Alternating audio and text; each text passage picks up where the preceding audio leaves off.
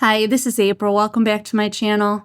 As someone who is relatively new to bird photography, it has been my goal to try to get a picture of a bird in flight that's in sharp focus. And after several months of practice, I'm about halfway there. And I wanted to show you a little bit of the journey. So when I first started taking photos of birds, it was of sparrows and robins that had landed in front of me on my morning walks. And I had heard that you're supposed to use a reciprocal rule for your shutter speed. So if I was using the Sigma 100 to 400 millimeter lens at 400 millimeters, at bare minimum, my shutter speed should be 1/400th. And that worked pretty well with the birds being pretty still, and it let in enough light when my aperture could only open to 6.3 on that particular lens. So after photographing the common birds around the house, I got a little bit bored and I wanted to try birds in flight like I see some of the experts do in their YouTube videos. But being someone with low vision, I thought I'd never be able to get the hang of it. But a couple things that have helped me were using the tracking feature on my Sony A7 IV and the bird eye detect autofocus. I've learned that if I zoom out to 100 millimeters on my 100 to 400 millimeter lens, it helps me to be able to visualize the bird when it's zoomed out, and it makes a little box on it. And then I quickly zoom in to try to get more detail in my photograph. The second thing that I really had to learn is to crank up my shutter speed. I started out using 1/1000 because I thought surely that should be able to freeze the bird and get it in good focus. I was nervous to crank up the shutter speed any more than that because I thought surely it won't let enough light in.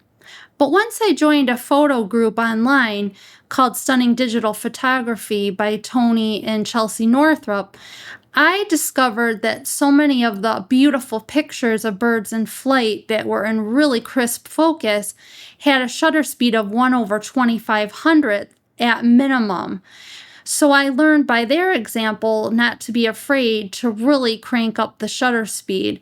And I also discovered that it was really important for me to save this high shutter speed on one of my custom modes so I could easily get to it if I saw a bird in flight.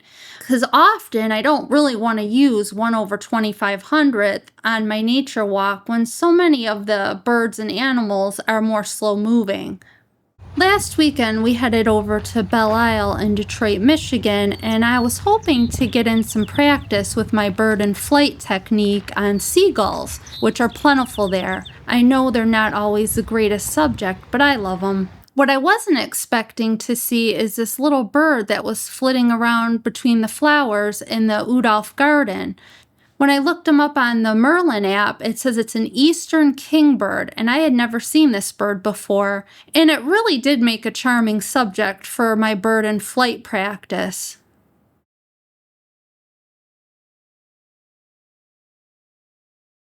I also took some time to film some starlings and grackles, and I was quite surprised to see there were goats grazing there. And what trip to Belle Isle wouldn't be complete without getting to see this beautiful swan?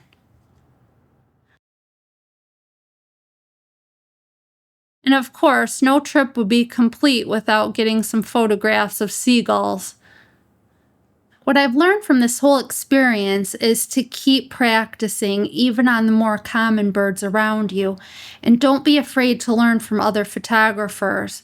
They have a lot more experience, and if they say to crank up your shutter speed, that's not a horrible idea. Next time I go out, I might even go higher with my shutter speed because a lot of times I'm photographing in midday. I don't always get to go out in golden hour. If you like this video, give it a like. Consider subscribing for more photography-related content from a newbie like me. God bless.